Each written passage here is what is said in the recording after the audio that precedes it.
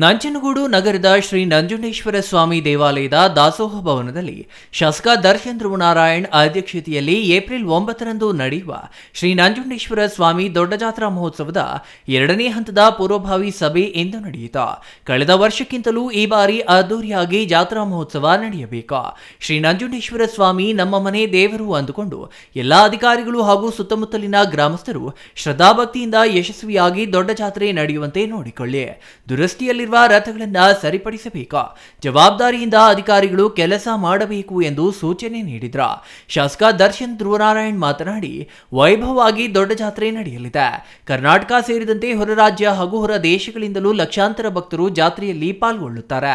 ಜಾತ್ರೆಗೆ ಆಗಮಿಸುವ ಭಕ್ತರಿಗೆ ಮೂಲ ಸೌಕರ್ಯಗಳನ್ನು ಒದಗಿಸುವುದು ನಮ್ಮ ಕರ್ತವ್ಯ. ರಥೋತ್ಸವ ನಡೆಯುವ ಸಂದರ್ಭದಲ್ಲಿ ಯಾವುದೇ ಪ್ರಮಾದಗಳು ಆಗದಂತೆ ಎಚ್ಚರ ವಹಿಸಬೇಕು.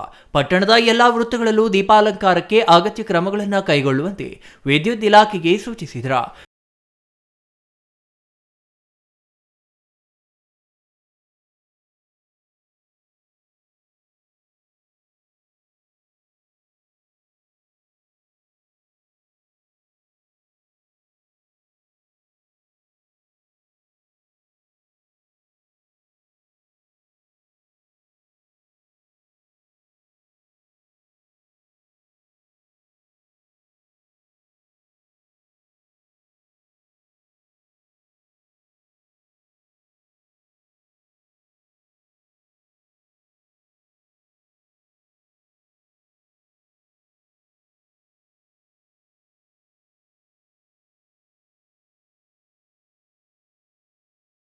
ಕುಡಿಯುವ ನೀರಿನ ವ್ಯವಸ್ಥೆ, ವಾಹನಗಳ ಪಾರ್ಕಿಂಗ್, ಸಾರಿಗೆ ವ್ಯವಸ್ಥೆ, ಭಕ್ತಾದಿಗಳು ಆಗಮಿಸಲು ಅನುಕೂಲವಾಗುವಂತೆ ಹೆಚ್ಚುವರಿ ಬಸ್ಸು ಮತ್ತು ರೈಲುಗಳ ಸೌಲಭ್ಯ ಕಲ್ಪಿಸುವುದು, ಜನಸಂದಣಿ ಮತ್ತು ವಾಹನಗಳ ನಿಯಂತ್ರಣ ಸೇರಿದಂತೆ ಸಂಬಂಧಪಟ್ಟ ಎಲ್ಲಾ ಇಲಾಖೆ ಅಧಿಕಾರಿಗಳು ತಮಗೆ ವಹಿಸಿರುವ ಜವಾಬ್ದಾರಿಗಳನ್ನು ಆಸಕ್ತಿ ವಹಿಸಿ ದೊಡ್ಡ ಜಾತ್ರೆ ಯಶಸ್ವಿಯಾಗಿ ನಡೆಯುವಂತೆ ಸಹಕರಿಸಬೇಕು ಎಂದು ಮನವಿ ಮಾಡಿದರು.